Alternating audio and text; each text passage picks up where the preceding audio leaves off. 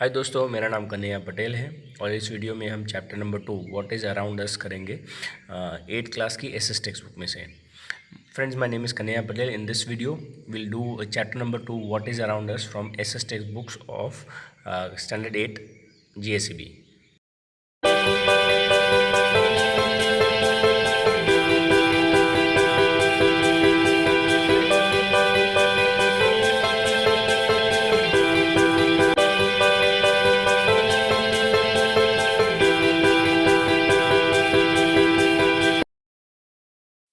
This chapter tells us about the environment, atmospheres, and all the spheres around us.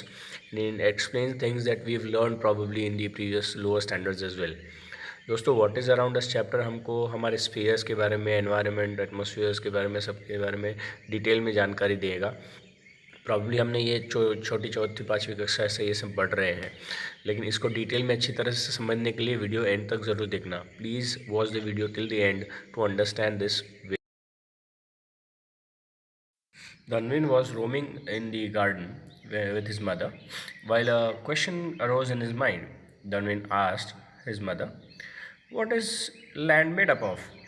तो धनविन अपनी mummy के साथ garden में घूम रहा था, तो एक प्रश्न उसके दिमाग में आया। तो उसने अपनी मम्मी को पूछा कि लैंड किससे बना हुआ है। Mother replied, "do you see the sun every day?" क्या आप सूरज को हर रोज़ देखते हो? The sun too has a family which is known as the solar family. तो उसकी मम्मी ने उसको बताया कि सूरज की भी एक फैमिली है जिसको सोलर फैमिली कहते हैं। Our Earth is one of the member of the solar family. The most important point in that is that only Earth among all the members of the solar family has got the suitable temperature, water and air to sustain living things. तो हमारी पृथ्वी भी उसी solar family का एक हिस्सा है, एक member है। और सबसे इम्पोर्टेंट बात पृथ्वी की ये है कि ये एकमात्र फैमिली का मेंबर है जिस पे टेम्परेचर, पानी और हवा ये हर किसी जीव जंतु के लिए पर्याप्त है और जीव जंतु यहीं रह सकते हैं। तो हम जानते हैं कि जीव मात्र हो, पशु पंखी हो, इंसान हो, पृथ्वी पर ही रह सकते हैं। तो यही बात धनविन को उसकी मम्मी समझा रही है। Generally, it is believed that the part of the sun which has been detached from the sun after the collision is Earth. At the time of the origin, it was in a form of fireball.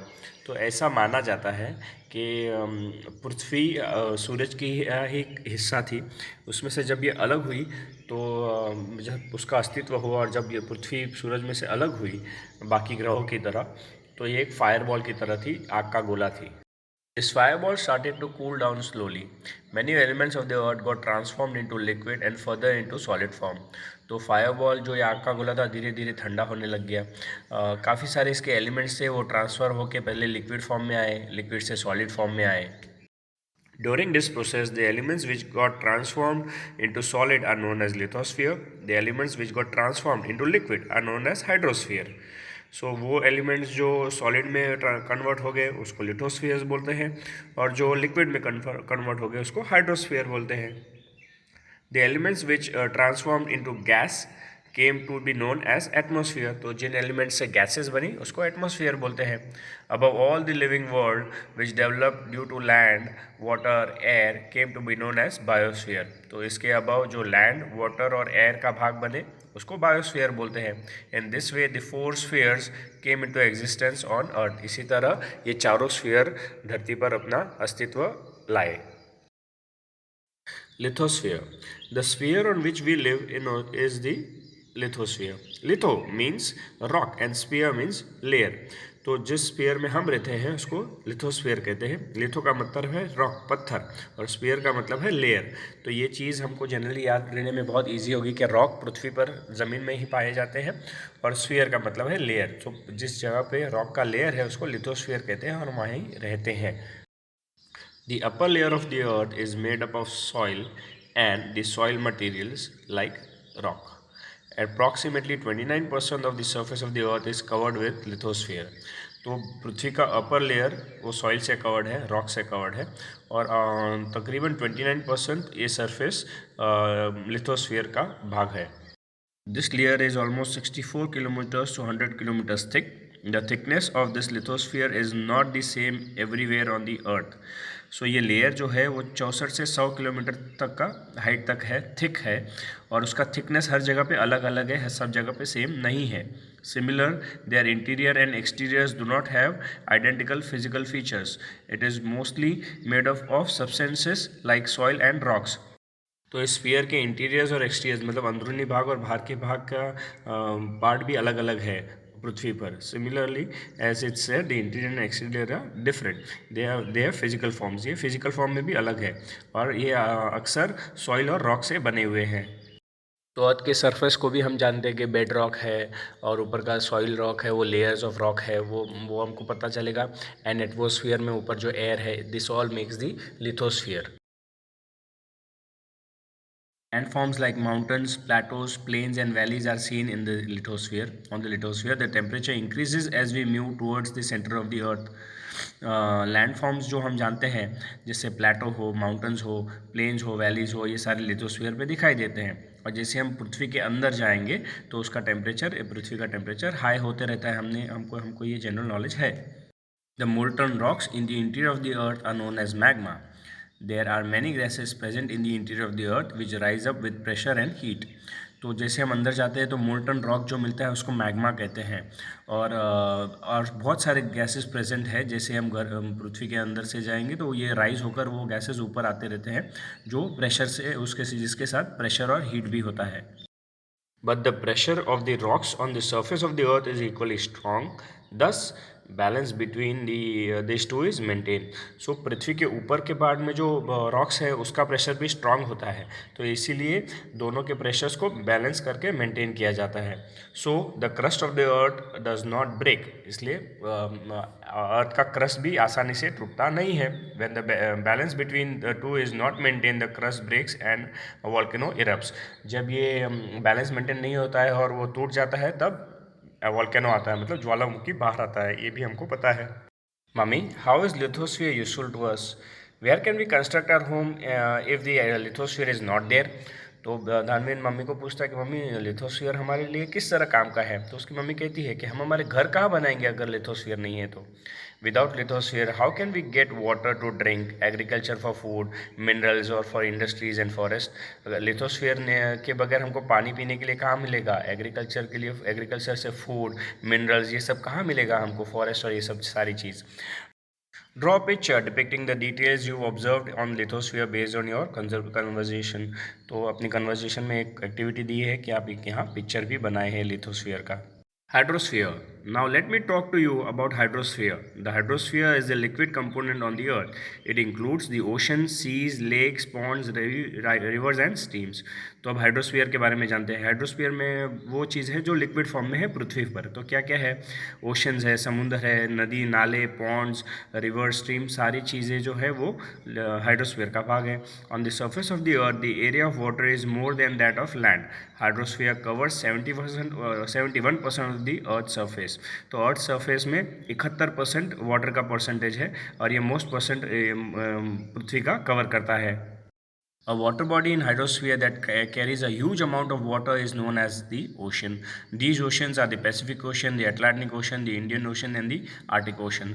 So सबसे बड़े bodies in water के हैं जो इसको हम oceans बोलते हैं, और चार बड़े oceans है Pacific Ocean, Atlantic Ocean, Indian Ocean and Arctic Ocean. All these oceans are connected with each other. और ये सारे oceans एक दूसरे से connected है. The water bodies close to the land are known as seas, bays, straits, gulfs, etc. तो इन oceans के पास जो वाटर बॉडीज़ है उसको सीज बोलते हैं, बीचेस जो हम बोलते हैं, बेस बोलते हैं, straits, gulf etcetera. The oceans on the earth are huge and deep. और ये अर्थ के बाजू में जो ओशंस है वो बहुत ही विशाल है और गहरे भी हैं. Valleys with depth of 11 kilometers are located at their bottom. The ocean beds with similar features like that of the surface of the earth. It has high mountains, plateaus, vast plains, valleys and etc. तो ये oceans के अंदर भी valleys पाई जाती है 10-10, 11-11 kilometre गहरी और अंदर. और उसके सरफेस पे पृथ्वी की तरह ही ओशन के बेड्स में माउंटेन्स है, प्लेटोज है, प्लेन्स है, वैलीज है, ये सारी चीज़ें समुद्र के अंदर भी पाई जाती है. धनविन नेक्स्ट क्वेश्चन मम्मी को पूछता है, mummy how much water will be there in the seas since sea water is salty is it useful to us. तो वो पूछता है कि मम्मी इस समुद्र में कितना पानी होगा और ये पानी सॉल्टी है तो हमारे काम का है। तो कहती है yes, ocean contains 97% of the total amount of water on the अर्थ। तो पृथ्वी पे जितना भी पानी है उसका 97% हिस्सा उसी में ओशंस में है। Approximately 1/3 of the remaining water is trapped in ice caps and glaciers. तो उसका 1/3 हिस्सा मतलब 33% उसका पोल्स में, हिमालयाज़ में एंड अदर माउंटेन्स में इंक्लूडेड है, जैसे ग्लेशियर्स और आइस कैप्स जो हम जानते हैं। Some water is accumulated in the lakes, and some flows in the rivers, and some stored in the interiors of the earth as groundwater. तो काफ़ी सारा पानी लेक में है, काफ़ी सारा कुछ सारा पानी रिवर्स में है और कुछ पृथ्वी के अंदर भी है। The amount of portable water fit for drinking water is less. सो जो पानी पीने लायक है वो काफ़ी कम है। Fresh water is precious. ये फ्रेश पीने लायक पानी बहुत ही अमूल्य है। This fresh water is required by living beings for their existence. The moisture of rain, which is the main source of fresh water, comes from the oceans only. So यही fresh water living beings के existence के लिए बहुत ही important है और rain के लिए जो moisture है वो इन्हीं sources में से, water के sources में से खास करके oceans में से आता है और फिर rain बन के वापस earth पे आता है। Valuable chemicals, minerals, salt, fishes, etc. are found in the seas. As we have living organisms on the land, in the same way, the seas and oceans have aquatic life inside them. तो हम जानते हैं कि chemical, mineral, salt, fishes ये सारी चीज़ सी में पाए जाते हैं और लिविंग ऑर्गेनिजम्स पृथ्वी पर है, वैसे ही सीज में भी है। तो ये सारे जानवरों को हम एक्वेटिक एनिमल्स भी बोलते हैं। The tremendous forces of waves, tides and currents of the oceans are potentially source for generating electricity. Besides, these oceans are also useful for waterways. तो ये ट्रेमेंडस फोर्स जो आता है वेव्स में, टाइड्स में और ओशंस में, उससे इलेक्ट्रिसिटी बनती है और ये ओशंस वाटरवेज के लिए भी काफ़ी काम आते हैं। Now let's understand the third sphere, atmosphere. The sphere of the earth that wraps the earth from all the sides is known as atmosphere. It exists approximately up to 1600 kilometers from the surface of the earth. तो atmosphere अर्थ का वो भाग है जिसके अर्थ के सारे तरह से उसने अर्थ को घेरा हुआ है, वो सारी तरह फैला हुआ है और अप्रॉक्सीमेटली अर्थ से 1600 किलोमीटर 1600 किलोमीटर का उसका सरफेस है। It cannot be seen closely with naked eyes like lithosphere and hydrosphere. आप नेकेड आइज से जैसे हमको लिथोस्फीयर और हाइड्रोस्फीयर दिखाई देता है वैसे एटमॉस्फेयर दिखाई नहीं देता है। Atmosphere is composed of various gases, water vapor, dust particles, smoke, salt, microorganisms, etc. Atmosphere is colorless, odorless and transparent. So atmosphere में क्या क्या है, उसमें gases है, water vapor है, dust particles है, छोटे छोटे टुकड़े, smoke है, salt है, microorganisms है जो naked eye से नहीं दिखाई देते हैं। इसका एक क्वालिटी ये भी है कि ये कलरलेस है, मतलब कोई कलर नहीं है उसका, ऑर्डरलेस है, उसकी कोई स्मेल भी नहीं आती है और ट्रांसपेरेंट है जिसके इर्द गिर्द आप देख सकते हो।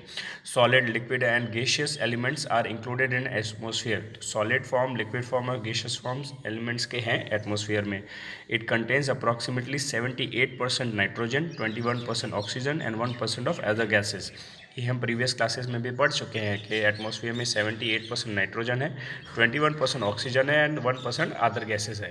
When we go higher from the surface of the earth, the amount of most of the gases in the atmosphere decreases. Carbon dioxide gas is so heavy that it is found in the lower layer of the earth. So जैसे हम पृथ्वी से ऊपर जाते हैं ये gases का pressure atmosphere में जो है वो डिक्रीज करता है। कार्बन डाइऑक्साइड गैस हैवी है इसलिए उसको पृथ्वी के लोअर लेवल में ही पाया जाता है, एयर में पाया जाता है। Ozone gas comprises of very small proportion of the air. This gas absorbs the ultraviolet rays of the sun and protects the earth from excessive heat of the sun. So ozone gas जो हम जानते हैं वो बहुत ही कम proportionate है air में और ये क्या करता है, सूरज की अल्ट्रावायलेट किरणें रोक के हीट एब्जॉर्ब करता है ताकि वो सारी हीट पृथ्वी पर ना पहुँचे। ओजोन गैस के बारे में हम ये भी जानते हैं कि सूरज की किरणें जो ओजोन गैस तक आती हैं वहाँ तक वो 98% किरणें एब्जॉर्ब कर लेता है और सिर्फ पृथ्वी पर 2% किरणें ही आते हैं, 2% रेज या हीट ही आता है। This gas is more in proportional in the morning in the open ground and in the area near the sea. ये गैस का प्रोपोर्शनेट, इसका अस्तित्व सुबह के टाइम पे ज़्यादा होता है, ओपन ग्राउंड में ज़्यादा होता है और समुद्र के सी के आसपास ज़्यादा होता है। Gases like oxygen and nitrogen keeps the living creatures on the earth alive. Nitrogen reduces the intensity of oxygen. So हम जानते हैं कि ऑक्सीजन और नाइट्रोजन लिविंग ऑर्गेनिजम्स को अर्थ पे ज़िंदा रहने के लिए ज़रूरी है, और नाइट्रोजन उनकी इंटेंसिटी ऑक्सीजन की कम करता है. Water is the most important component in the atmosphere. और जैसे हमको ये भी पता है एटमॉस्फेयर का सबसे इम्पॉर्टेंट कंपोनेंट वाटर है.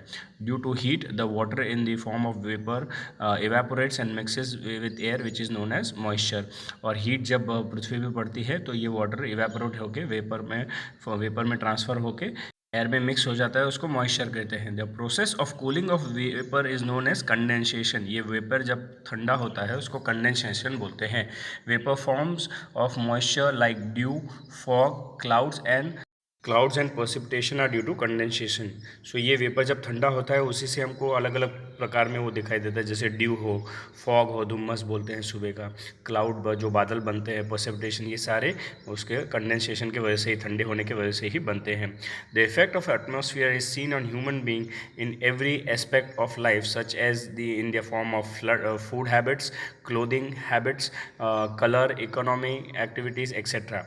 तो इनका सबका प्रभाव भी जो इंसानी लाइफ पे दिखाई देता है. उनके खाने की आदत होती है, अलग होती है, क्लोथिंग की हैबिट्स, कलर्स, इकोनॉमिक एक्टिविटीज, सारी ये प्रोसेस पर, कंडेंसेशन के प्रोसेस पर हमको निर्भर होती है और डिपेंड होती है.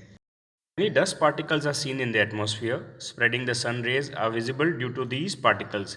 It is due to these particles that it does not suddenly turn dark after the sun sets and it does not suddenly turn bright after the sun rises. तो हवा में, एटमॉस्फेयर में डस्ट पार्टिकल्स भी है, और ये dust particles ही सन के race को पूरी तरह फैलाने में मदद करते हैं. इसीलिए जैसे सूरज उगता है तो अचानक से रोशनी नहीं हो जाती, और डूबने के बाद अचानक से अंधेरा नहीं हो जाता है. तो ये डस्ट पार्टिकल्स उस अंधेरे को और रोशनी को कंट्रोल करने में काम आते हैं. The sun rays are reflected back with the help of these dust particles on the surface of the earth which we receive the light of the सन.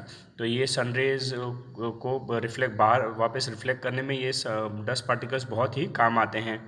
सूरज के जो सन रेज आते हैं वो वापस भेजने में ये डस्ट पार्टिकल्स का भी बहुत बड़ा भाग है. We are able to listen to the sound due to the presence of the atmosphere. इन्हीं के प्रेजेंस के वजह से हमको साउंड सुनने में भी मदद मिलती है. एटमॉस्फेयर में ये डस्ट पार्टिकल्स है इसीलिए. And that is why radio and Doordarshan telecast is possible. और इसी की वजह से दूरदर्शन और रेडियो टेलीकास्ट भी पॉसिबल है. तो यहाँ इस पिक्चर में हमको ह्यूमन लाइफ और स्पीयर्स अच्छे से एक्सप्लेन किए हैं. 2 मिनट ज़रा इस पर बिताना देखने के लिए. Biosphere, the part of lithosphere, hydrosphere and atmosphere where the living thing in the world exists is known as biosphere. So जिस पार्ट में लिथोस्फीयर, हाइड्रोस्फीयर और एटमोस्फियर है जहाँ लिविंग थिंग्स रह सकते हैं उसको बायोस्फीयर बोलते हैं. Biosphere is one of the most important sphere of the earth. Earth is the only planet in the solar system which has having biosphere. तो बायोस्फीयर अर्थ का सबसे इम्पोर्टेंट स्फीयर है और ये ओनली प्लानट है अर्थ जहाँ बायोस्फीयर है. Biosphere includes vegetation, animals, insects and human beings. ये बायोस्फीयर में क्या क्या है? वेजिटेबल्स और वेजिटेशंस है, एनिमल्स है, प्राणी हैं, इंसेक्ट्स है, जीव जंतु है और ह्यूमन बींग्स भी है. We obtain food and many other necessary things from biosphere. So खाना और बहुत सारी इंपॉर्टेंट चीज़ हमको बायोस्फीयर से ही मिलता है. We cannot live without vegetation and animals. और एनिमल्स और वेजिटेशन के बिना हम जी नहीं सकते हैं. Biosphere is the base of our existence and living. हमारे अस्तित्व का और लिविंग का बेस बायोस्फीयर ही है. It is divided in 2 parts, non living things and living things. और बायोस्फीयर को 2 पार्ट में डिवाइड किया है, living things and non living things. Lithosphere, hydrosphere and atmosphere form the non-living part, while plants, animals and microorganisms are included in the living world. तो living world में plants, animals और microorganisms है, और lithosphere, hydrosphere, atmosphere वो भी सोचने वाली बात है. अगर ये लिविंग वर्ल्ड डिस्ट्रॉय हो गया, ये स्पीयर्स को नुकसान हुआ तो हमारी एक्टिविटीज़ की वजह से, तो हमारे एटमॉस्फेयर में, बायोस्फीयर में, हाइड्रोस्फीयर में, लिथोस्फीयर में कितना इफेक्ट पड़ेगा. सोचिए हमारी एक्टिविटीज़ की वजह से प्राणी पक्षी सारे मर जाए तो क्या होगा. So it's worth thinking. Effects of human activities on spheres, हमारी एक्टिविटीज़ का स्फीयर्स पे क्या इफेक्ट पड़ता है। Human being knowingly and unknowingly undertake many activities for their development. Human action causes an imbalance in the different spheres. तो हमारी आदतें जानबूझकर या जानबूझ के किए बगैर वाली आदतें हमारी एक्टिविटीज़ जो है वो एक्टिविटीज़ की डेवलपमेंट जो है वो कुछ ना कुछ इफेक्ट करती है। ह्यूमन एक्शंस ये इम्बैलेंस भी डिफरेंट सारे स्फीयर्स में क्रिएट करती है। Due to this the balance of various spheres is threatened. तो ये स्फीयर्स का बैलेंस इम्बैलेंस हो जाता है, थ्रेटन वो खतरे में आ जाता है। Underground nuclear testing, too much drilling of mineral oils and excessive drilling of tube wells effects the lithosphere and causes an imbalance. तो हम जो मिनरल्स एक्सट्रैक्ट करते हैं, ऑयल एक्सट्रैक्ट करते हैं पृथ्वी में से, ट्यूबवेल बनाते हैं, इसके वजह से लिथोस्फीयर में इम्बैलेंस हो जाता है। The dumping of waste from villages and cities, along with the industrial waste into the water bodies, pollutes them. The polar caps have started melting due to the increasing heat. तो हम जो कचरा गाँव में से और सिटी में से फेंकते हैं, इंडस्ट्रीज़ में से आने वाला कचरा भी जो वाटर बॉडीज़ में जाता है, वो वाटर बॉडीज़ पोल्यूट हो जाते हैं। पोलर कैप्स जो हमारे नॉर्थ पोल और साउथ कैप है, वो भी हीट के वजह से ज़्यादा मेल्ट होने लग गए हैं। The oil spills from ships and disposables of industrial and chemical waste into the water causes the destruction of marine life which is highly dangerous for the hydrosphere. तो बड़ी बड़ी स्टीम बोट्स और ships में से आने वाला oil, industry का chemical का वेस्ट जो हम वाटर बॉडीज़ में डालते हैं, उसके वजह से मरीन लाइफ जो समुद्र के अंदर की जो जीव जंतु हैं वो हाइड्रोस्फीयर को बहुत ही नुकसान पहुंचाते हैं, वो डेंजरस है उसके लिए। harmful gases emitted by industries, workshops, power stations and vehicles pollute the air. So industries, workshops और पावर स्टेशन में से जो गंदी हार्मफुल गैसेस निकलती है उसकी वजह से एयर भी पॉल्यूट हो जाता है। The area with the higher frequency of vehicle shows increase rate of carbon monoxide in air. जो सबसे ज़्यादा व्हीकल्स जहाँ हैं वहाँ कार्बन मोनोऑक्साइड का प्रेजेंस एयर में भी ज़्यादा है। Amount of CO2 in the air increases due to the cutting of trees. तो हम पेड़ काटते रहते हैं तो हवा में CO2 का प्रोपोर्शनेट बढ़ जाता है। Heat on the earth increases due to increase of CO2 in the air.